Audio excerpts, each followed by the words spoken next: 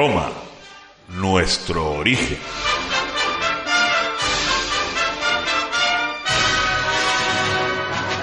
Capítulo quinto.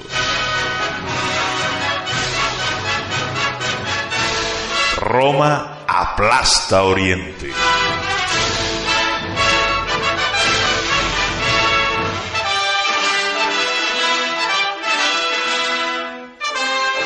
Aunque el término imperialismo es de reciente acuñación, una gran cantidad de investigadores, especialistas en el mundo romano, están de acuerdo en que se puede explicar casi con toda propiedad al modo de actuación de Roma desde comienzos del siglo II a.C.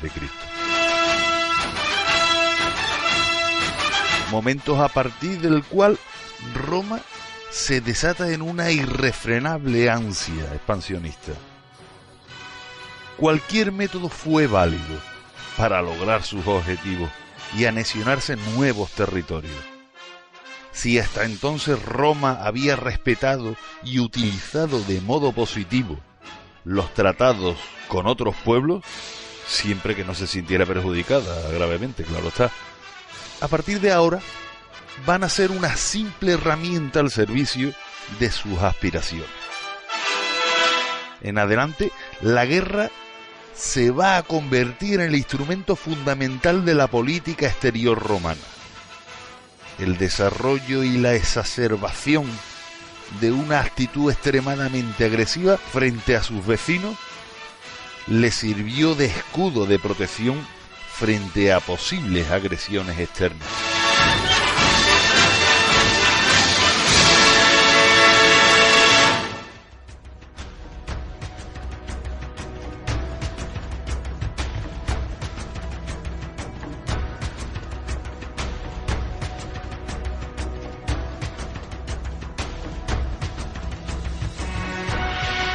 Somos Antena Historia.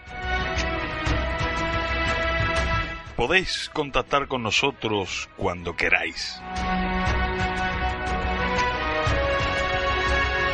Nos tenéis en Twitter y Facebook, Google Plus o Pinterest.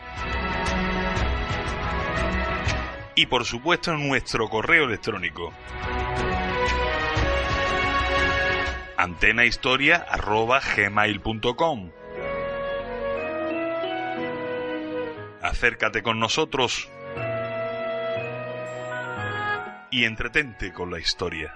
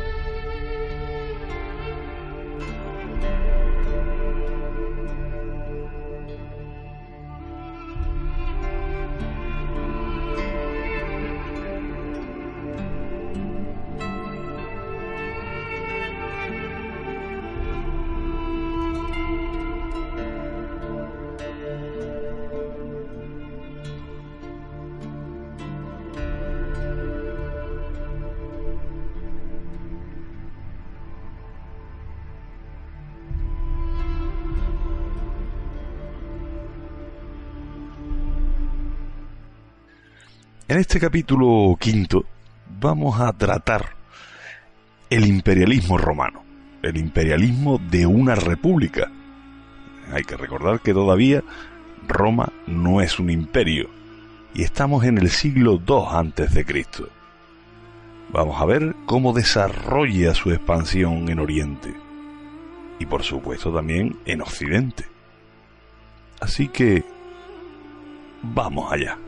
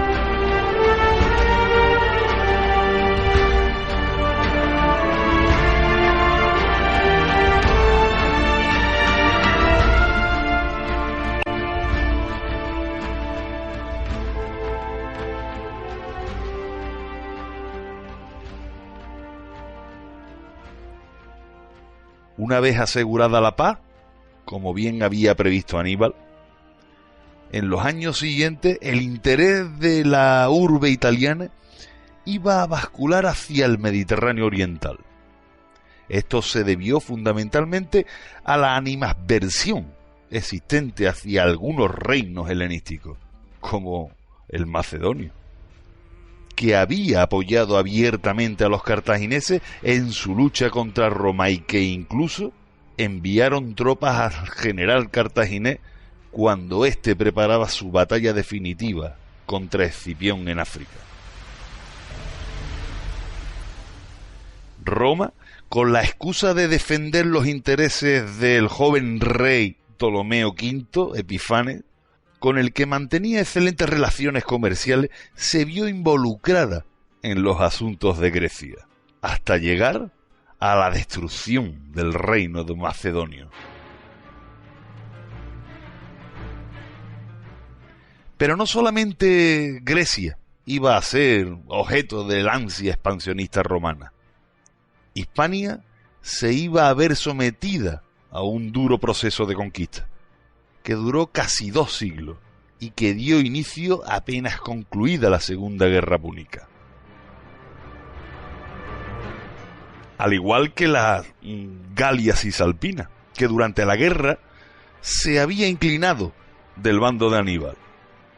Fue ocupada militarmente, aunque no recibió en la estructura de provincia romana hasta el primer tercio del siglo I. Como vemos, Roma no paga traidores. Roma se venga del que apoya a sus enemigos.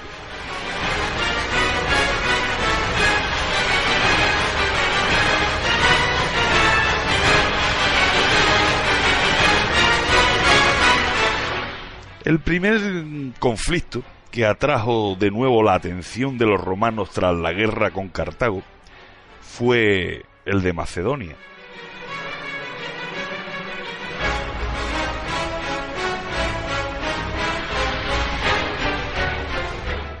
A finales del siglo III e inicios del siglo II a.C., Grecia estaba fraccionada en una serie de reinos, mayores y menores, resultado de la disolución del imperio de Alejandro Magno, que era fuente inagotable de conflictos y les enfrentaba unos contra otros.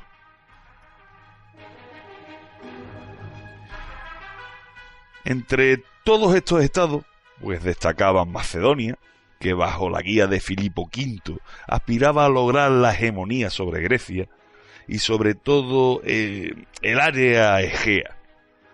Siria también destacaba bajo la guía de Antíoco III y por supuesto el Egipto de los Ptolomeos.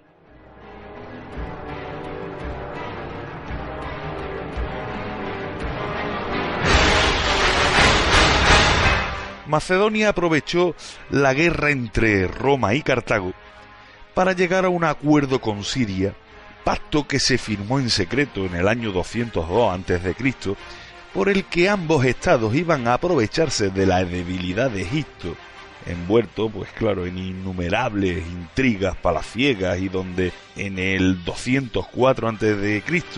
se había instalado en el trono el joven Ptolomeo V Epifanes, con apenas 6 años de edad. Y por supuesto, Macedonia y Siria lo que querían era repartirse entre ambos las posesiones que Egipto tenía en el Egeo y en la zona sirio-palestina.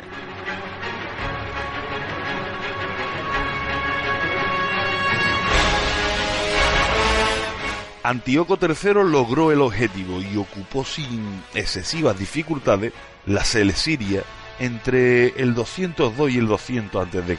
Pero Filipo V, cuando dio inicio a sus actividades expansionistas hacia el área egea, despertó el recelo de los otros griegos y del joven Ptolomeo V.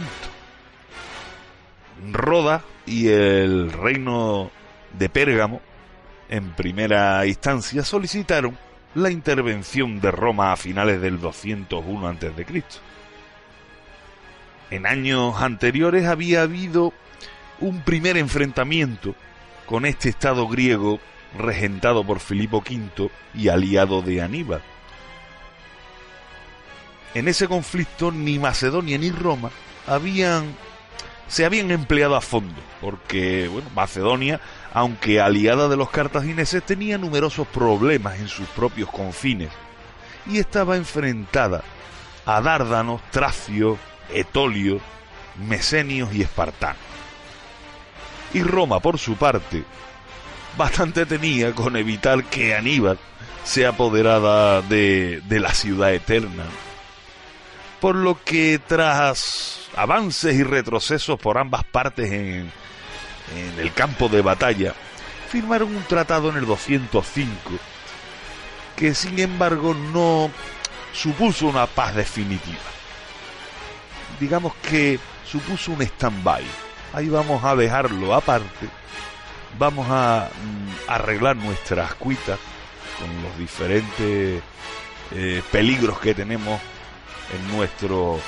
en nuestra frontera, y después retomaremos esto que ahora hemos dejado parado.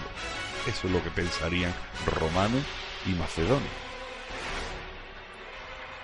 Pero en Roma existía dos posturas claramente encontradas: la de los intervencionistas, apoyada por Porcio Catón y la clase terrateniente, y los que estaban a favor de acudir en ayuda de los griegos, capitaneados por Escipión el africano, que buscaban, además de riqueza, la gloria militar que podía proporcionarle una campaña victoriosa en Oriente. Castigar a Filipo V por el apoyo prestado a Aníbal. Eso haría que el que lo llevara a cabo tuviera el reconocimiento y el honor de haber vengado a Roma.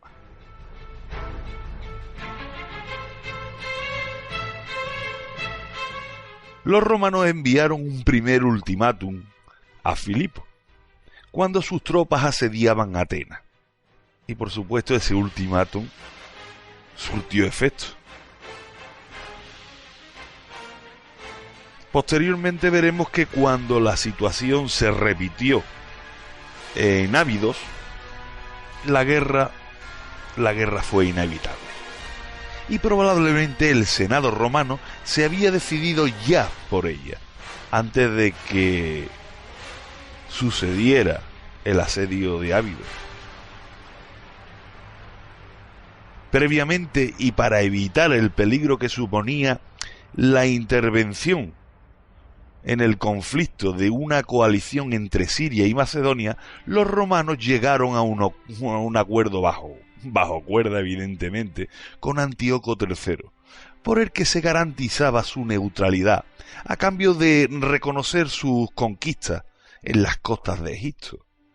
Por supuesto, eso Filipo V no lo sabía. Para Macedonia supuso un duro golpe la declaración de neutralidad del Estado sirio, pues en el frente marítimo la unión de la flota romana con la de los reinos de Pérgamo y Roda le dejaban en clara inferioridad. A pesar de ello, Filipo logró mantener inicialmente sus posiciones hasta la llegada del 198 a.C. de Quintilio Flaminio, que penetró en Macedonia obligando a Filipo a retirarse hasta Tesalia. Flaminio logró que muchas ciudades de la Liga Aquea se separaran de Filipo y firmaran un pacto con Roda y Pérgamo, al igual que el resto de los aliados de Macedonia, y poco a poco fueron oponiéndose de parte de los romanos o declarándose neutrales.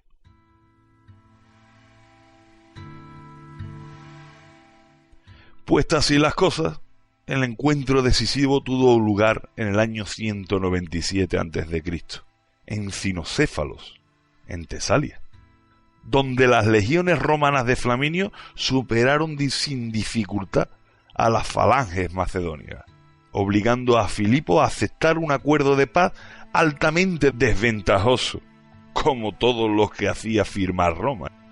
Macedonia debía de pagar una importante indemnización de guerra y renunciar a todas sus posesiones externas, así como abstenerse a intervenir en lo sucesivo en los asuntos de Grecia.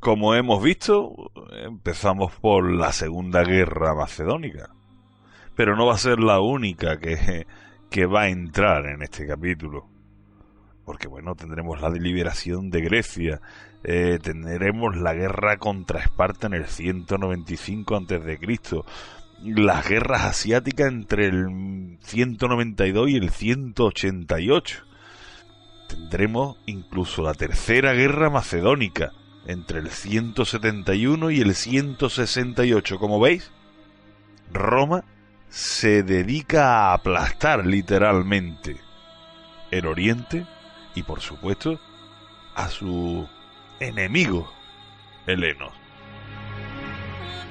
Pero bueno, vamos a vamos a entrar en lo que se denomina la liberación de Grecia. Y este es un hecho que vino a marcar el final de la Segunda Guerra Macedónica.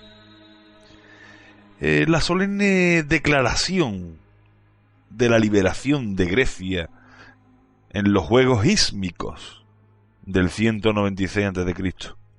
por un heraldo del cónsul Flaminio, que proclamó que a partir de ese momento las poblaciones griegas eran libres, únicamente sometidas a las leyes que ellos mismos cediesen y exentos de pagar tributo.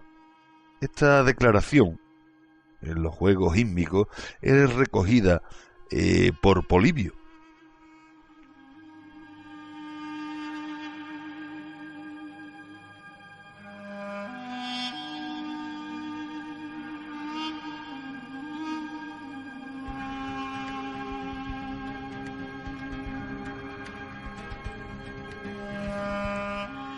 El Senado romano y su comandante Tito V Flaminio, después de haber vencido en batalla a Filipo y a los macedonios, pues dejan libres, exentos de guarnición, o sea, no dejarán tropas romanas en esa zona, los deja libres de pagar tributos, cosa muy importante, y además gobernados por sus leyes patrias, a los distintos pueblos que estaban oprimidos por los macedonios, como eran, por ejemplo, los corintios, los focenses, los locrenses, los eubeos, los aqueos, etcétera, etcétera.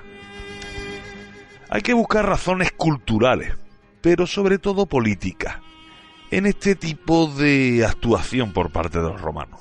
Durante los años anteriores, se había creado en Roma una importante corriente filohelénica, encabezada por los escipiones, uno de cuyos máximos exponentes era el victorioso Flaminio, evidentemente, fruto de la admiración que en ciertos sectores de la alta sociedad romana había por el bagaje cultural griego, y que con el tiempo va a ser las razones políticas las que adquieran un mayor peso específico, convirtiéndose la declaración en un arma de propaganda que Roma usa contra Macedonia. Pues las esperanzas que los griegos habían depositado en sus, digamos, liberadores, pronto, evidentemente, se vieron defraudadas. Pues las tropas romanas, de momento, no abandonaron Grecia, y la injerencia en los asuntos de los diferentes estados fue constante por parte de Roma.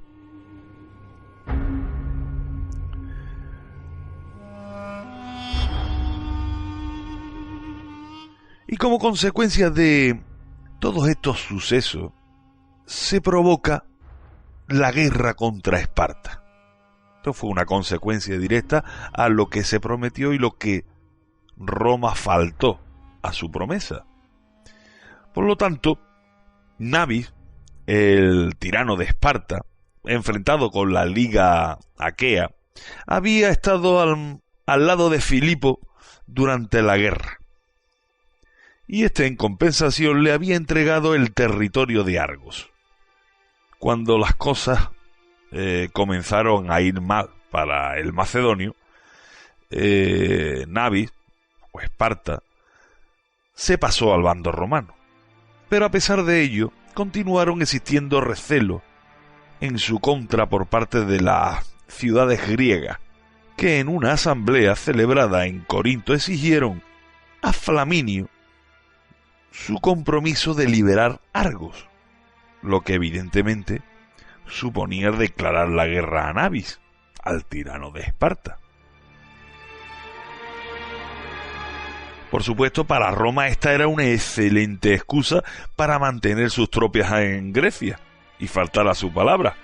Sin embargo, Flaminio, deseando o deseoso de obtener honores más altos, estaba más pendiente de la posible guerra con Antíoco en Siria, y entonces pues se apresuró a concluir el conflicto contra Esparta. En contra de Nabis se coaligaron todos los griegos, excepto los etolios y el mismo Filipo, en cumplimiento de lo pactado con Roma. La defensa de Esparta fue desesperada, y tras descartarlo varias veces, Nabis se vio obligado a firmar la paz con Roma y entregar Argos, la Argólida, sus posesiones de Creta y las ciudades costeras de Laconia y la flota. 2 años después de la declaración de la liberación de Grecia, en el 194 a.C., Roma se percató del peligro que suponía mantener las guarniciones en las ciudades griegas, que evidentemente desilusionadas por el incumplimiento de las promesas realizadas en los Juegos Hímnicos del 196, amenazaban con rebelarse y crear así un nuevo frente antirromano. Se hizo imprescindible, por tanto, la evacuación de las tropas, a sabiendas de que ello suponía la aparición de nuevos conflictos, como efectivamente así sucedió. Pero vamos a pegar un pequeño salto y nos vamos ahí a la guerra asiática. La guerra asiática entre el 192 y el 188 a.C. Porque aquí tenemos Siria y tenemos a un rey, Antíoco III, que está llevando a cabo una política netamente expansionista. Este rey había alcanzado la costa de Tracia, apoderándose de las ciudades marítimas que pertenecían a Egipto y que también conquistara Filipo. Asimismo, había ocupado la zona meridional de Siria y las posesiones egipcias de Asia Menor.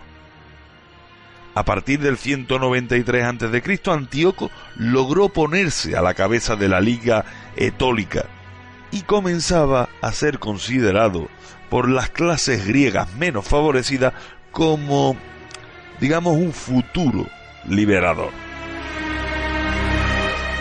Los romanos, creo que por primera vez, se sintieron verdaderamente preocupados por los proyectos expansionistas de Antíoco y decidieron enviar una embajada para averiguar las intenciones de este rey. En el año 192 a.C. fracasaron todos los intentos de llegar a un acuerdo amistoso. Tanto los realizados por Roma como los que realizó también Antíoco, pero ninguno llegó a buen fin. Porque Antíoco pretendía la soberanía sobre Tracia y sobre Asia, en tanto que Roma, no dispuesta a ceder tanto territorio y tanta riqueza, le daba a escoger entre Tracia o las ciudades griegas de Asia, o una cosa u otra. Las dos va a ser que no. Evidentemente las posturas de ambos estaban muy alejadas, por lo que era imposible llegar a ningún acuerdo.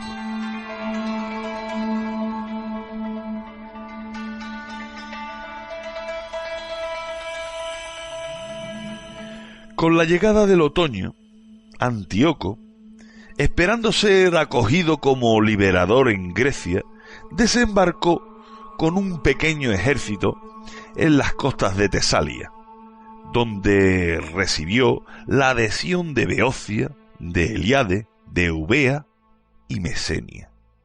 Pero sorprendentemente Filipo, que se había mantenido reacio a los ofrecimientos de Antíoco de formar coalición contra Roma, se alineó en el bando romano. Hay que recordar que antes, durante la Segunda Guerra Macedónica, Antíoco traiciona y pacta con Roma y traiciona a Filipo V.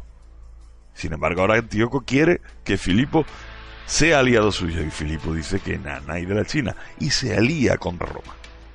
Y Roma, agradeciéndole ese gesto, le ofrecieron la ampliación de su territorio y le perdonaron el pago de la deuda de guerra. He aquí el pago romano. A ello se unió la Liga Aquea, aunque la guerra ya estaba decidida. El desencadenante final fue el ataque y exterminio de un pequeño destacamento romano, perteneciente a la ciudad de la flota, por uno de los comandantes sirios en las proximidades de Delio.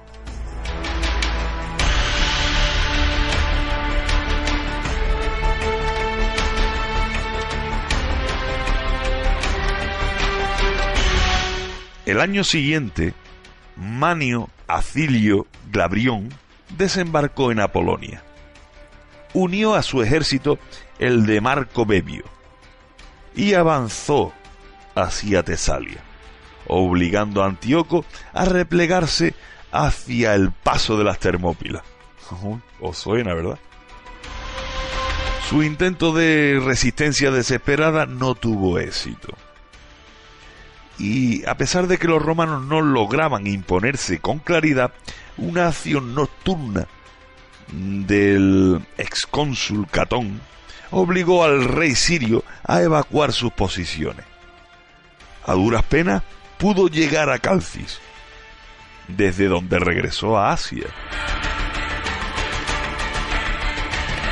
Una vez abandonado el territorio griego, los aliados de Antíoco fueron rindiéndose poco a poco a Roma, a excepción de los etolios, que lograron resistir por algún tiempo.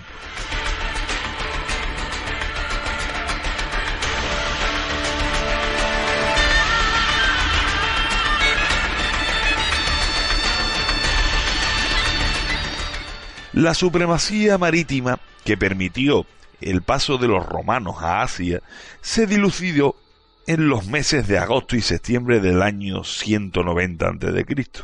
En Panfilia, los rodios derrotaron a la poco experta flota fenicia bajo el mando de Aníbal, que tras huir de Cartago se integró en los cuadros de mando de Antíoco. En septiembre, el pretor Emilio Regilo, con el auxilio de los rodios, derrotó a la flota de Antíoco bajo el mando de Policenes, cerca del cabo Mioneso.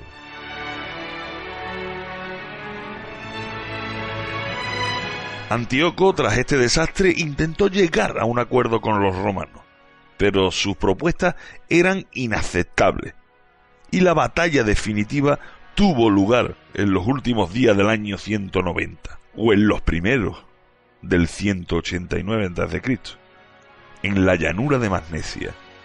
La paz se firmó en Apamea en el año 188 a.C. Por ella, Antíoco perdió todas sus posesiones en Asia Menor, que se repartieron entre los aliados de Roma, Pérgamo y Rodas fundamentalmente.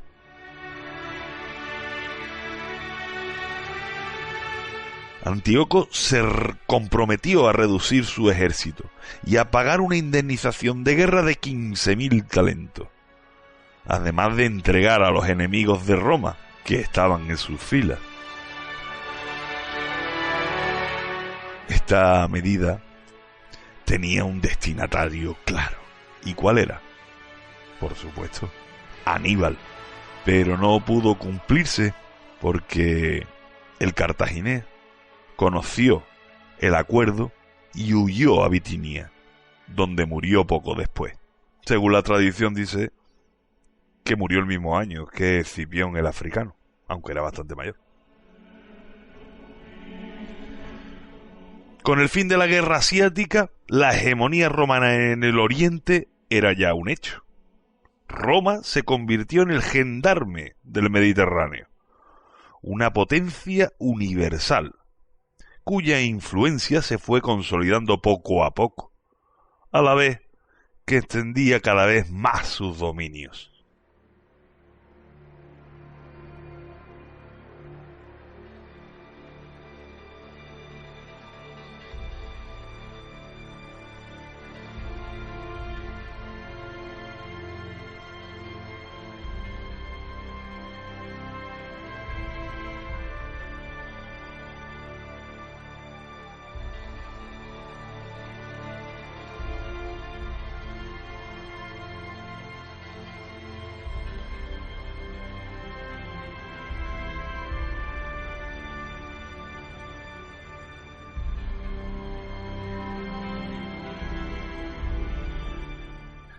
Sin embargo, esta nueva situación no supuso el final de los problemas en el Oriente, pues los estados que salieron fortalecidos de la contienda pronto se enfrentaron en nuevas disputas entre ellos. El antiguo reino seleucida de Antíoco III, gobernado a partir del 187 por Seleuco IV, tuvo que hacer frente a la ambición expansionista de Pérgamo, uno de los beneficiados anteriormente. Reino, este último, Pérgamo, que también se fue a enfrentar primero a Bitinia y después al Ponto. Si en el caso de Bitinia Roma se había puesto de parte de Pérgamo, ahora decidió que no es bueno el crecimiento excesivo de este reino. Como vemos, el gendarme romano controla la situación. Y en esta ocasión no accedió a la petición de Eumenes e intervino a favor del reino de Pontos. Algo semejante sucedió con Roda, cuando Roma, a pesar de haberle entregado la región de Licia, se puso de parte de sus habitantes con motivo de la solicitud de ayuda por parte de estos, dado que se desconfiaba de Roda por su acercamiento progresivo a Siria y a Macedonia. Los problemas se extendían también a la Grecia continental, donde la Liga Aquea había absorbido todo el Peloponeso, incluyendo los estados que antes eran enemigos de esta confederación, como era el caso de Esparta y Mesenia, que llegaron hasta sublevarse.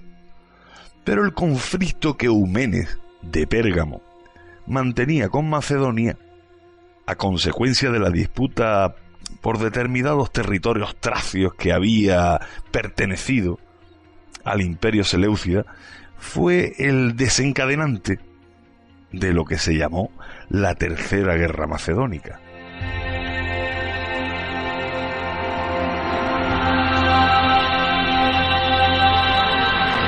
Pues bien, Perseo había sucedido en el trono a su padre Filipo V en el año 179 a.C., y con ello Macedonia dio inicio a una nueva escalada militar en la que se vio apoyada por algún estado griego, descontento con la política de los romanos. Es el caso de los epirotas, de Lidio, Tracio, Beocio, y también mantuvo buenas relaciones con Siria, porque Perseo se había casado con la hija de Seleuco. El resurgimiento de Macedonia disgustaba enormemente a Pérgamo. Disgustaba y preocupaba, pues iba en contra de sus intereses, pero también lo hacía a Roma, que constantemente recibía las quejas de Eumenes, hasta el punto que el Senado romano se convenció de que, para mantener sus posiciones en el Mediterráneo oriental, debía emplear de nuevo la fuerza contra el reino de Macedonia. La excusa, en este caso elegida para declarar la guerra, fue el atentado fallido que Eumenes sufrió en Delfo, en el año 172, del que se hizo responsable a Perseo y sus aliados, entre otros los etolios, beocios, lidios, rodas, etc., abandonaron con rapidez el bando macedonio.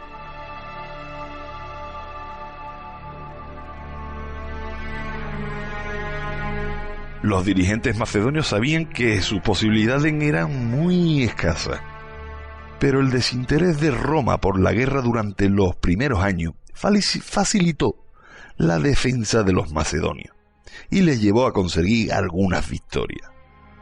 A pesar de esto, solicitaron repetidamente la paz, invocando el regreso a las condiciones de Cinocéfalo. Pero estas conversaciones fueron infructuosas, pues los romanos exigían una rendición incondicional. Así estaban las cosas. En el año 168 a.C., el cónsul Emilio Paulo se hizo cargo de la guerra dispuesto a acabar cuanto antes, cosa que logró derrotando a la falange macedonia en las cercanías de Pydna. Esta derrota hizo que Perseo huyera con sus hijos y parte del tesoro a Samotracia, pero pronto cayó en poder de los romanos y fue enviado a Italia. La batalla supuso el final del reino de Filipo, heredero de Alejandro Magno, que fue desmembrado en 4 estados autónomos tributarios de Roma, a los que se le prohibió cualquier tipo de relación entre ellos. También Iliria fue desmembrado en 3 estados, y en el Épiro numerosas comunidades se vieron arrasadas por haberse puesto de parte de los macedonios. Roda fue castigada por su dudosa postura durante la guerra, sus territorios continentales desmembrados, y Delos declarado puerto franco. Las consecuencias de la batalla de Pydna alcanzaron incluso a Pérgamo, que tuvo que soportar el endurecimiento de las posturas romanas y las continuas injerencias en sus asuntos. En Grecia fueron depurados todos aquellos que habían sido partidarios de la neutralidad en aquella guerra con Macedonia, y muchas ciudades se vieron obligadas a entregar rehenes a Roma. Entre estos rehenes estaba uno altamente significativo, el historiador Polibio, cuyo relato sobre la historia de Roma es uno de los más equilibrados y acertados de la antigüedad.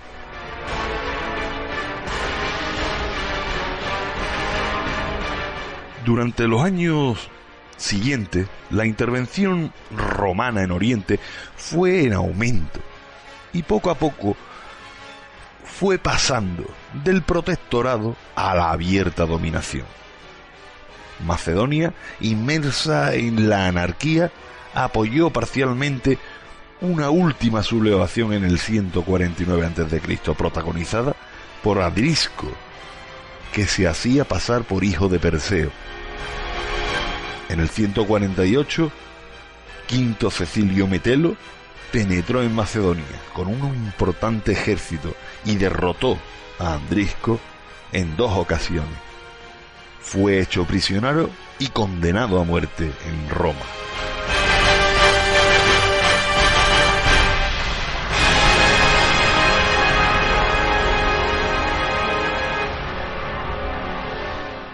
Con ese apoyo a la rebelión, Macedonia había firmado su destino. Ese mismo año, Cecilio Metelo creó la provincia romana de Macedonia, en la que incluía el Épiro y la zona meridional de Iliria.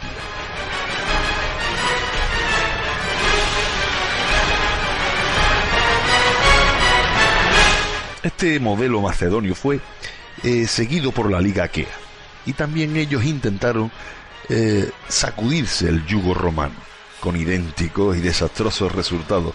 Roma desmembró la liga, de las que separó a Esparta, Argos, Corinto y otras ciudades, lo que la debilitaba enormemente. La rebelión no se hizo esperar, y en el 146 a.C. estalló la guerra. Los líderes griegos, Critolao y Dieo, fueron derrotados, y el cónsul Mumio, que se había hecho cargo de las acciones militares junto con Cecilio Metelo, se había trasladado a Macedonia, penetró en Corintio y arrasó la ciudad, que no sería reconstruida hasta la época de César. Ello supuso el final de la independencia griega, pasando sus territorios a depender del gobernador de Macedonia, hasta que en la época de Augusto se creó la provincia de Acaya. Hemos visto cómo Roma destroza los reinos helénicos. Hemos visto cómo Roma empieza por darle una independencia, cómo se le perdonan tributos, cómo se hacen esos acuerdos que al final Roma no respeta, y termina y concluye con la aniquilación total de esos reinos helénicos. Al final, como hemos visto, hasta la llegada de Augusto, todo partía y todo dependía del gobernador de Macedonia, hasta que Augusto creó la provincia de Acaya y acabó con Grecia.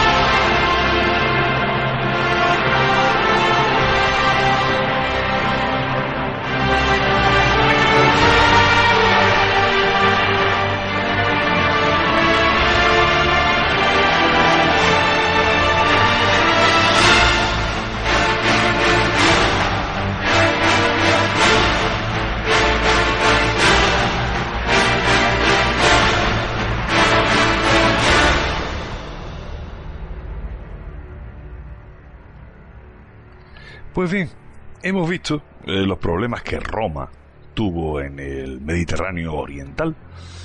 Desde luego lo supo hacer muy bien y se quedó con todo el territorio y toda su riqueza.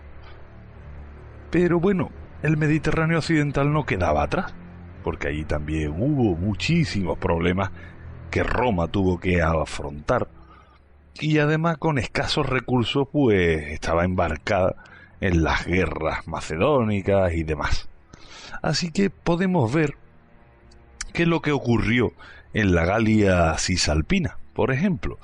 Y bueno, durante los años, hay que decir que durante los años que siguieron al final de la Segunda Guerra Púnica, y una vez solucionada en primera instancia los conflictos con Macedonia, Roma se vio obligada a reorganizar y en algunos casos reconquistar una importante cantidad de territorio, sobre todo en la llanura padana, que con la llegada de Aníbal había desertado del bando romano.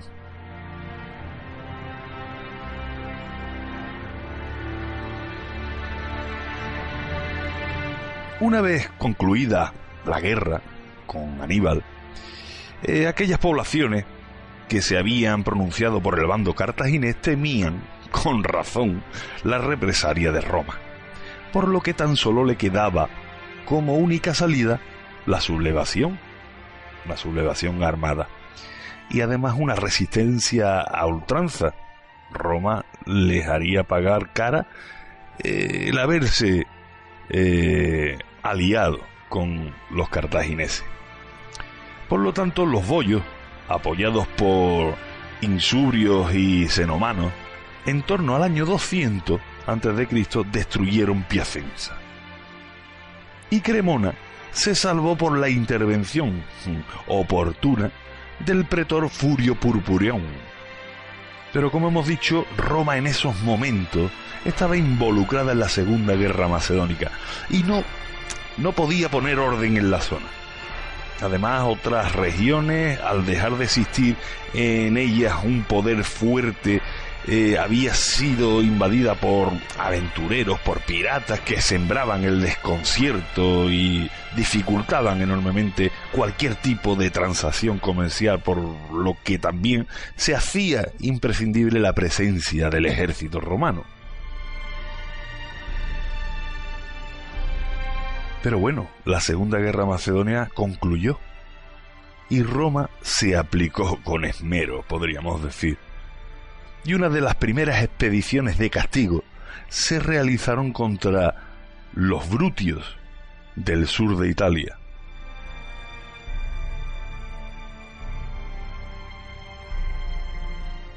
Pero las acciones más importantes, sin duda, tuvieron lugar en la Italia septentrional, contra las poblaciones galas que habían ayudado a Aníbal, boyos e insubrios, fundamentalmente.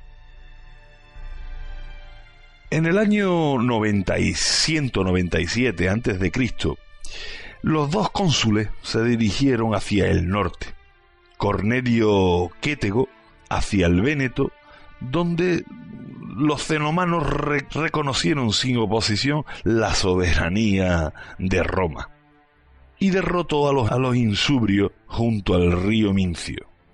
Minucio Rufo puso rumbo a Génova, quemó Clastidium y conquistó la zona de Lituvium. Pero los galos no quisieron enfrentarse a él en batalla abierta y solo logró combatir, digamos, en escaramuza. Finalmente, Marcelo atravesó el Po y derrotó a los insubrios junto a Como y Mediolanum. Mediolanum, que hay que recordar que era Milán, para situaros en el mapa más o menos. Pues bien, Mediolanum fue ocupada por colonos itálicos. Más difícil fue el sometimiento de los boyos, contra los que fracasaron parcialmente Marcelo, Domicio Aenobarbo y Lucio Flaminio. Finalmente fueron derrotados por Publio Cornelio Escipión Nasica y obligados a retirarse a Bohemia. En el año 190 a.C., Piacenza y Cremona recibieron colonos romanos e itálicos. En el 183 se fundaron colonias en Bononia, la actual Bolonia, en Mutina, la actual Módena, y en Parma. Otras poblaciones como vénetos y cenomanos, que habían sido favorables a los romanos, aceptaron pacíficamente su dominación. Y así toda la Italia septentrional, a excepción de unas pocas poblaciones alpinas, pasó a convertirse en la provincia romana de Galia Cisalpina.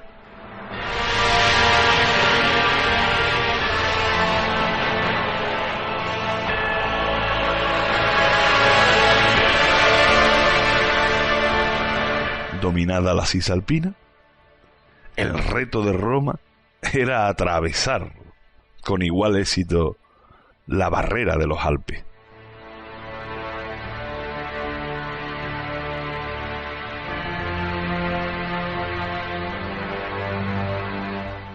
Durante la primera mitad del siglo II a.C., Roma también entró en conflicto con poblaciones celtas y celtoligures en la Francia meridional, lo que más tarde sería la provincia romana de la Galia Narbonense, lo que es actualmente la Provenza y el Languedoc.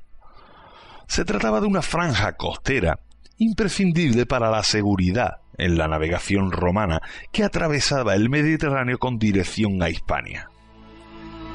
Y también era una necesidad crear rutas terrestres que permitieran el desplazamiento ágil de los ejércitos entre ambas penínsulas mediterráneas, la italiana y la ibérica. En esta zona estaba la colonia griega de Marsella, que se convirtió en aliada de Roma para poder defender más efectivamente a sus fundaciones de Niza y Antibes del acoso de las incursiones protagonizadas por los montañeses de los Alpes. En el año 201 a.C., Roma había firmado un acuerdo con las tribus ingaunos del noroeste de Génova. En el año 192 a.C. rechazó a los apuanos, tribu que habitaba al norte del Arno y que amenazaban Pisa.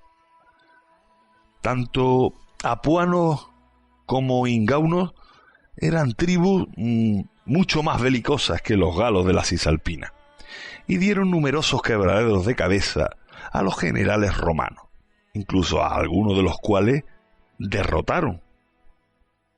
Por ejemplo, Marcio Filipo, que fue derrotado en el año 186 a.C. en un desfiladero que luego llevaría su nombre.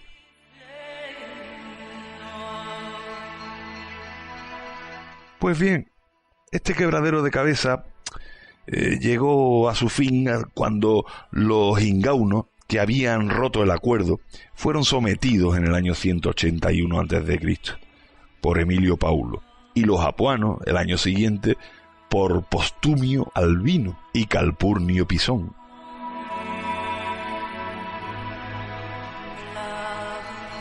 En los años siguientes se produjeron nuevas sublevaciones de los ligures, entre el 154 y el 122 a.C. Fueron empujados a todas las poblaciones costeras hacia el interior, con la obligación de mantenerse alejadas del litoral. En el año 122 fundan la primera colonia romana en Francia, Aix, y en el 118 Narbona.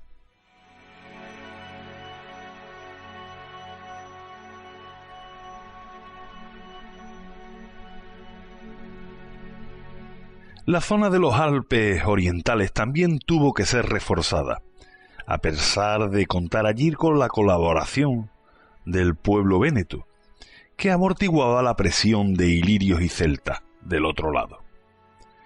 Uno de los principales problemas de la zona continuaba siendo la piratería, y en el año 181 se funda Aquilea para controlar la frontera, y durante los años siguientes la llegada de colonos fue constante a la zona. En el año 178 a.C., Manlio Vulsón se vio obligado a encabezar una expedición contra los istrios, que a punto estuvo de acabar en fracaso, pero pasado el invierno logró derrotarle cerca del río Quieto y puso cerco a Necactium, una de sus principales ciudades. Este asedio fue concluido por su sucesor, Claudio Pulcher, y esto acabó con esa amenaza. Esto supuso el sometimiento de la península istria hasta Arcia. A partir del 156 a.C., el objetivo fue la costa de Dalmacia, que fue poco a poco pacificada. Durante esta primera mitad del siglo II, Roma extendió su dominio desde la Liguria marsellesa a través del arco alpino hasta la península istria, y desde ella a las costas occidentales de la península balcánica, con la excepción de la costa adriática entre Arsia y Titius, que fue dominada un poco más tarde, en el 129 a.C. A partir de ese momento puede decirse que el Adriático era un lago romano.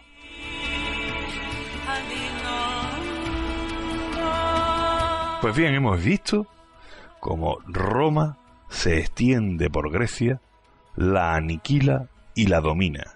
Y ahora hemos visto cómo en Occidente se carga a sus potenciales enemigos en el norte y hace o construye el puente que une Italia con Hispania.